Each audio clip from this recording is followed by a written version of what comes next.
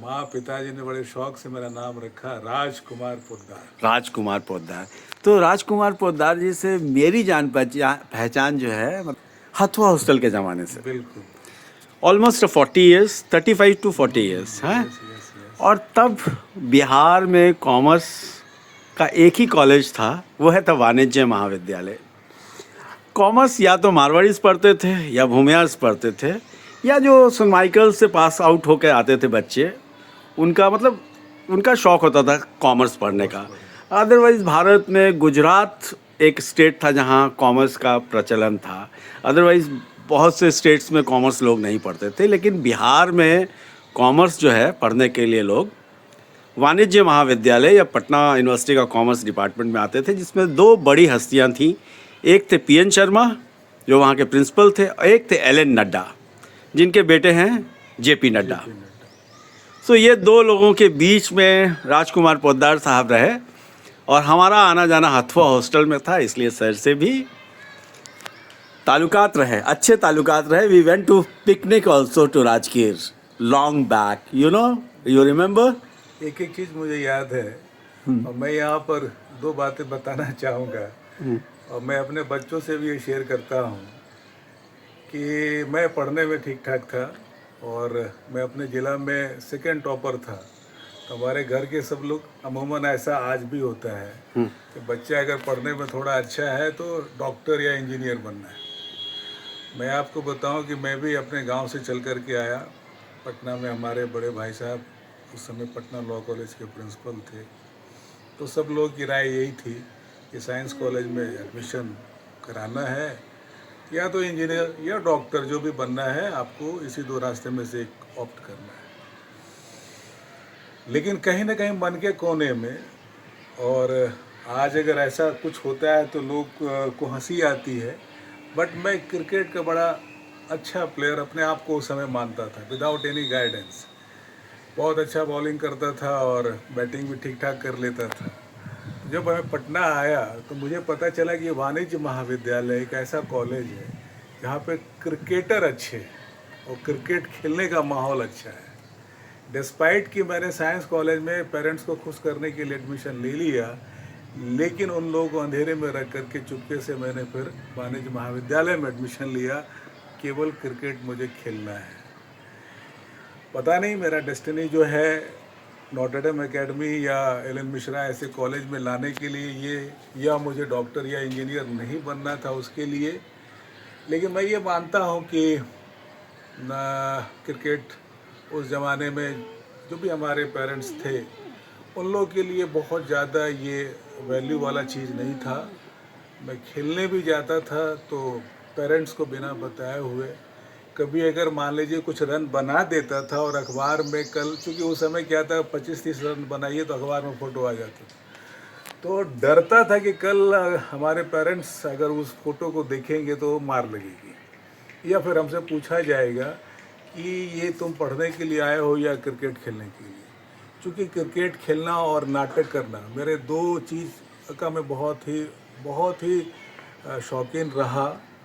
लेकिन किसी तरह का पारिवारिक सपोर्ट में आपको जानकारी के लिए ये भी बता दूं कि नेशनल स्कूल ऑफ ड्रामा में भी मेरा सिलेक्शन हुआ था, और बिना किसी के सपोर्ट के। मैं उस समय नाटक वाटक खेलता था, मेरे डायरेक्टर अरविंद रंजन दास हुआ करते थे। तो जब मेरा सिलेक्शन हो गया तो पिताजी को मैंने कहा कि मुझे जो है नेशनल स्कूल ऑफ ड्रामा में सिलेक्शन हो गया, मैं वहाँ जाना चाहता हूँ। तो मेरे पिताजी को ना नेशनल समझ में आया ना स्कूल समझ में आया, उनको केवल ड्रामा समझ में आया। उनको लगा कि मेरा बेटा ड्रामा करेगा। अब ये सुनना था वो दिन और आज का दिन, वो ड्रामा मेरे दिमाग से निकाल दिया गया। तो कहने का मतलब, मैं हर एक चीज़ को छूने का कोशिश किया, ऊपर वाले ने मौका भी दिया। क्रिकेट के रणजी ट्रायल में मैं गया और मेरा सिलेक्शन होना निश्चित था। मोइनुल हक स्टेडियम में मैं गया। आपको सुनकर के आश्चर्य होगा, और वहीं से मैंने मान लिया कि डेस्टिनी भी कोई चीज़ होती है। पहला बॉल किया, बहुत तालियां बजी। दूसरा बॉल हमने किया, पता नहीं क्या हो गया, मेरा हाथ जो है मूव करना बंद कर दिया, जिसको लोग कहते हैं कि कुछ तो वो मैं दर्द से करा रहा हूँ। मेरे साथ जो लोग गए थे सब, कोई डेस्क मल रहा है या कुछ कर रहा है, लेकिन मेरा हाथ पे मूव नहीं किया और वहीं पर मेरा सपना जो है चकनाचूर हो गया। तो लाइफ में बहुत उतार ही उतार आया, चढ़ाव नहीं आया। फिर मन जो है पढ़ने में लगा। मैं पटना यूनिवर्सिटी का थ्रू आउट टॉपर रहा। आज शर्म आती है अपने बच्चों के बीच ये कहते हुए कि तुम्हारा टीचर 4 सब्जेक्ट में गोल्ड मेडलिस्ट है। वो इसलिए कि 4 सब्जेक्ट में गोल्ड मेडलिस्ट स्कूल में क्या कर रहा है। एट द सेम टाइम मैं कॉलेज में भी पढ़ाता रहा, लेकिन मन महसूस करके, और लालू के ज़माने का मैं प्रोडक्ट रहा, तो उस समय शिक्षा की क्या स्थिति हो गई थी किसी से छुपा हुआ नहीं। तो वो खामियाजा, कुछ अपनी किस्मत, कुछ अपना डेस्टिनी, लेकिन सब कुछ रहा। और जब भी जहाँ भी रहा मैं खुश रहा। मैंने कभी अपने आप पे अफसोस नहीं किया। यहाँ मैंने 23 साल गुजार दिया। हालांकि मुझे भरोसा नहीं था कि इस स्कूल में मैं 23 साल रहूँगा, लेकिन मैं रहा, और रहा तो शानदार ढंग से रहा। राजा बन के रहा। पिताजी ने जो नाम दिया राजकुमार, तो बच्चों के बीच में राजकुमार ही था। और उसी शानदार और जानदार ढंग से मैं यहाँ से विदाई भी ले रहा हूँ। और आपसे मिलना, बरसों पहले आपसे मिलना और मिल कर के वो बातें करना कि हथुआ हॉस्टल रूम नंबर 64, बाद में मैं ओल्ड हॉस्टल रूम नंबर 3, ये सब तो मेरे दिमाग के हर एक कोने में बसा हुआ है कि क्या क्या मैंने बदमाशियाँ की और कितने सारे मैंने वहाँ पे खुराफात किया। लेकिन एट द सेम टाइम मैं वैसा बच्चा था कि अपने ही क्लास के बच्चों को पढ़ाता भी था। मैं ना कभी ट्यूशन करने गया और ना मैं किसी टीचर के साथ बैठ कर के पढ़ना। मैं खुद पढ़ कर के लोगों को पढ़ा करके मैं आगे बढ़ा। और यही कारण था कि मैं अपने बच्चों को भी कहता हूँ कि ग्रुप स्टडी करो। अगर थोड़ा बहुत जानना चाहती हो ज़्यादा बेहतर, तो अपने दोस्तों के साथ बैठ कर के डिस्कस करो। वो तुमको अच्छा एक स्टूडेंट बनाएगा और टीचर बनाएगा। पोद्दार साहब, ऐसा है कि अभी आजकल क्या है, जैसे मैं अभी एक भाषण सुन रहा था एक बहुत बड़े यूनिवर्सिटी के डीन का, जो सन माइकल से पढ़े हुए हैं, और वो अपने मेरे फादर का खींचा हुआ फ़ोटो दिखा रहे थे। 1974 पास आउट हैं। तो बता रहे थे कि देखिए आप क्या पढ़ते हैं और क्या पढ़ने के बाद आप क्या बनना चाहते हैं, और वो एक अलग बात है, लेकिन आपके आसपास क्या हो रहा है। मान लीजिए कि आपने पढ़ाई की साइंस में, आपने पढ़ाई की आर्ट्स में, कॉमर्स में, और जिस चीज़ की पढ़ाई की, यानी मान लीजिए कि आपने फ़ोटो खींचना सीखा हैं, और फ़ोटो खींचना सीखा, और अब आप उस युग में जी रहे हैं जिस युग में फ़ोटो खींचना तो मोबाइल से ही हो रहा है काम। तो आपके लिए अपॉर्चुनिटी कितनी है, आपको काम कितना मिल रहा है मार्केट में। तो लोग इस वक्त साइंस और आर्ट्स की बजाय कॉमर्स की तरफ भी बहुत बढ़ रहे हैं। तो आप कॉमर्स पढ़ने वालों के लिए कैसा फ्यूचर देखते हैं? नहीं, फ्यूचर इसमें अब तो जो लोग कॉमर्स स्ट्रीम लेते हैं। बिल्कुल, मैं तो यही बच्चों को कहता हूँ कि एक अमिताभ बच्चन का डायलॉग था कि जहाँ मैं खड़ा होता हूँ लाइन वहीं से शुरू हो जाती है। तो कॉमर्स के बच्चों का ऑप्शन की कोई कमी नहीं है। वो जहाँ खड़ा होगा वहीं से अपॉर्चुनिटी आना शुरू हो जाएगा। क्योंकि आज आप इंजीनियर भी बनते हैं तो आपका मार्केट वैल्यू तभी बढ़ेगा जब आप MBA करते हैं, और MBA means master in business administration. तो सब कुछ बिजनेस के आसपास वो एक धुरी हो गया जिसमें डॉक्टर भी चक्कर लगाता है। एक डॉक्टर, बहुत अच्छा डॉक्टर तभी अच्छा डॉक्टर कहलाएगा जब वो प्रैक्टिस कर रहा है। और जहाँ प्रैक्टिस वर्ड हम यूज़ कर रहे हैं तो वहाँ कॉमर्स। एक अच्छा इंजीनियर अच्छे पैकेज के साथ अच्छा इंजीनियर की कैटेगरी में आता है, और जहाँ अच्छा पैकेज की बात करते हो वो कॉमर्स है। तो बिना कॉमर्स को छोड़ कर के आप एक कदम भी आप आगे नहीं बढ़ सकते हैं। और आज आप देख रहे हैं कि हमारे देश के प्रधानमंत्री ने भी इसके महत्ता को समझा है। उन्होंने कहा कि आपको स्किल सीखना चाहिए, और स्किल की बात अगर हम लोग कर रहे हैं तो वो भी कॉमर्स की बात कर रहे हैं। क्योंकि वो आपको सिखाता है कि आप मिनिमम इन्वेस्टमेंट में मैक्सिमम आउटपुट कैसे जनरेट कर सकते हैं। और ये स्किल अगर आप में है तो फिर किसी के सामने हाथ फैलाने की भी ज़रूरत नहीं। तो जनरली जो कॉमर्स लेते हैं तो उनके पेरेंट्स बोलते हैं अरे अकाउंटेंट बनेगा।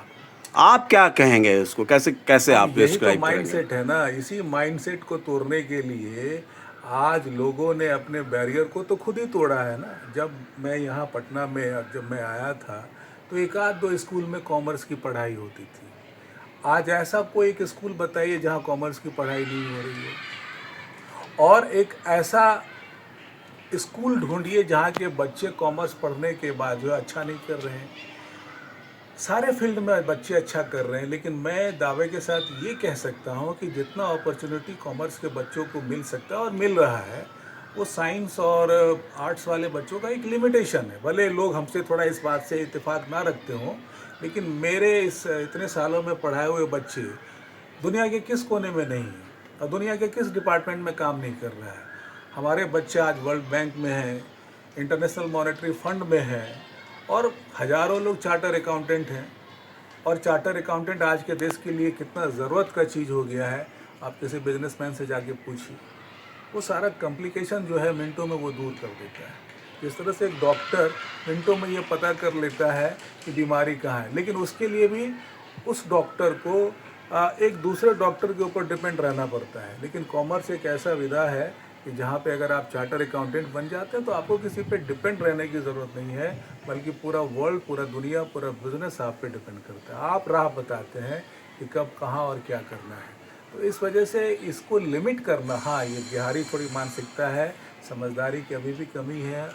आज भी हमारे पेरेंट्स जो ये सोचते हैं कि बच्चा अगर पढ़ने में तेज है तो उनको डॉक्टर बनाया जाए, इंजीनियर बनाया जाए, लेकिन वो इंजीनियर तभी सफल होगा जब कॉमर्स का नॉलेज उसके पास में हो। तो एक जब चूँकि इस कॉमर्स पे ही बात कर रहे हैं, तो कहते हैं लोग कि बिहार विकसित राज्य तभी बनेगा जब यहाँ उद्योग लगेंगे, हैं, जब यहाँ पे इंडस्ट्रीज़ लगेगी, जब यहाँ पे बिजनेस अपॉर्चुनिटी होगी। तो सोसाइटी में क्या ऐसा कुछ मैसेज जाना चाहिए कि कॉमर्स पढ़ने वालों की तादाद थोड़ी बढ़नी चाहिए?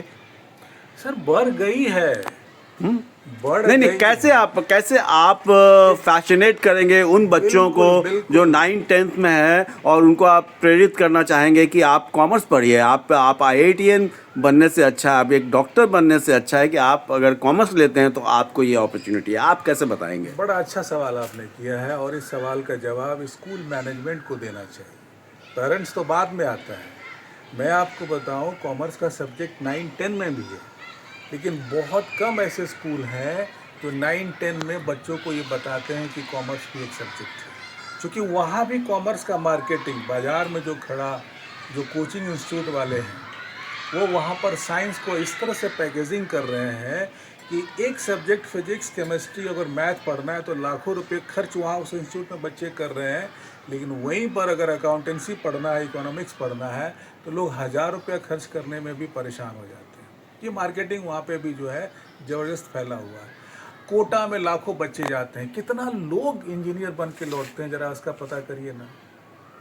आप यहीं पटना के सबसे बेस्ट कॉलेज, महिला कॉलेज, पटना वीमेंस कॉलेज, आप जाइए वहाँ पता करिए BCom में एडमिशन्स का रेशियो क्या है। मगध महिला कॉलेज, पटना यूनिवर्सिटी का कॉलेज है, BCom में क्या रेशियो है। हर एक स्ट्रीम से ज़्यादा BCom में एडमिशन होता है।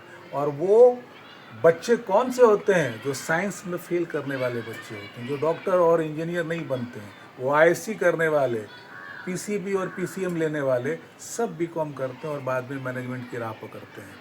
और वहाँ उनको डिफ़िकल्टी होता है। मैं जाता हूँ एलन मिश्रा में पढ़ाने के लिए, तो बच्चों को बेसिक से बताना पड़ता है कि शेयर क्या है, डिवेंचर्स क्या है, बॉन्ड क्या है। उनको पता ही नहीं है, क्योंकि वो तो पढ़ कर के आए हैं लाइट साउंड, और रियल लाइफ में लाइट साउंड की कितनी ज़रूरत है वो आप भी समझ सकते हैं। लेकिन जो कॉमर्स में पढ़ाई, अगर आप कुछ ना भी करते हैं तो सोशल लाइफ अगर जी रहे हैं तो आपको वहाँ पर उन सब चीज़ों की ज़रूरत पड़ेगी। आप डिस्कशन में आप बता पाएंगे कि इन्फ्लेशन क्या है, डिफ्लेशन क्या है। कितने बच्चे साइंस के लोग इन्फ्लेशन और डिफ्लेशन की बात करेंगे और बैंक रेट की बात करेंगे, एग्जिम की बात करेंगे? नहीं, उनको पता है। और जो वो टर्म सीखते हैं, जो वो पढ़ते हैं, वो केवल किताब में ही रह जाता है, रियल लाइफ में उसकी ज़रूरत नहीं पड़ती है। लेकिन आप जो कॉमर्स में पढ़ाई कर रहे हैं, वो कैरियर के साथ साथ अगर आप घर में भी अगर आप हैं तो उन चीज़ों को आप समझ सकते हैं, अप्लाई कर सकते हैं। इस वजह से इसको अंडर एस्टिमेट करना, क्योंकि हम लोग अंडर डेवलप स्टेट में रह रहे हैं, इस वजह से इस सब्जेक्ट को भी डिमीन किया जा रहा है। आज आप दिल्ली में जाके देखिए, गुजरात में जाके देखिए, महाराष्ट्र में जाके देखिए, तस्वीर आपको दूसरा दिखाई पड़ेगा। वहाँ डॉक्टर बनने के लिए उतने परेशान नहीं है जितने कि चार्टर अकाउंटेंट बनने के लिए परेशान है, क्योंकि उनको पता है कि हम इसके लिए और इस तरह की पढ़ाई करके देश के लिए भी कुछ कर सकते हैं। मैं ये नहीं कह रहा हूँ कि डॉक्टर देश के लिए कुछ नहीं कर रहा है, इतना बाइंडिंग है, इतना सारा चीज़ है, और एक बार आप फिर वहाँ जा कर के फंस जाते हो, डॉक्टर तो बन जाते हो। और मैं देखता हूँ बिहार में ऐसे भी डॉक्टर जो एमआर से पढ़ाई करके रियल में डॉक्टर बनते हैं, उनकी अपनी सारी बुद्धि जो है फेल हो जाती है। एमआर जो कहता है दवाई लिखने के लिए, वो दवा लिखता है, और वहाँ पे भी कॉमर्स ही है। मतलब कॉमर्स का इम्पोर्टेंस है, सोसाइटी को अब कॉमर्स को बहुत सीरियसली लेना चाहिए। बिल्कुल। ये नहीं कि साइंस में फेल हो गए हैं तो ऑप्शन में कॉमर्स में आ अरे गए। सर जी, बच्चों के पिताजी, उनके दिमाग में भी तो कॉमर्स ही घुसा हुआ है कि मेरा बेटा इंजीनियर बनेगा, डॉक्टर बनेगा तो ज़्यादा पैसा कमा के लाएगा। कॉमर्स तो वहीं से शुरू हो रहा है। और कॉमर्स पढ़ेगा तो नहीं आएगा पैसा। यही चीज़ दिमाग में घुसाना है कि ये निकालिए और इसको इस रूप में आप देखिए कि जो आपकी सोच है वो आपकी सोच सीमित है, असीमित दायरे में जाइए। हम लोग अगर बाहर की दुनिया को देख करके बड़ा बनना चाह रहे हैं तो देखिए गुजरात में, महाराष्ट्र के बच्चे क्यों अच्छा कर रहे हैं, और उसी का नतीजा है कि आज इस बदलते हुए बिहार में हर एक स्कूल में कॉमर्स की पढ़ाई हो रही है। देखते हैं कि मैं तो कई स्कूल्स घूमता हूँ। मेरा नाम विमल चुन्नी है, आप हैं बिहार व्यू यूट्यूब चैनल पे, और मैं बहुत चक्कर लगाता हूँ। मैं ये देखता हूँ कि बहुत से स्कूल्स को कॉमर्स के टीचर नहीं मिलते हैं। इस पे आपकी क्या? सर जी, आपने दुखती रग को छेड़ दिया। टीचर कहाँ से मिलेगा, क्योंकि आपने इस सब्जेक्ट को सब्जेक्ट माना ही नहीं। हमारे समाज ने इस सब्जेक्ट को आज भी वो पोजीशन नहीं दिया। आज समाज में कहीं खड़े अगर कोई मिल जाए, ये फिजिक्स के स्कॉलर हैं, तो उनको जितनी इज्जत मिलती है, अरे ये बिजनेस स्टडीज़ के, कॉमर्स के, अकाउंटेंसी के, समाज ही जो आंख दाब लेता है, तो वो कैसे आगे बढ़ेगा।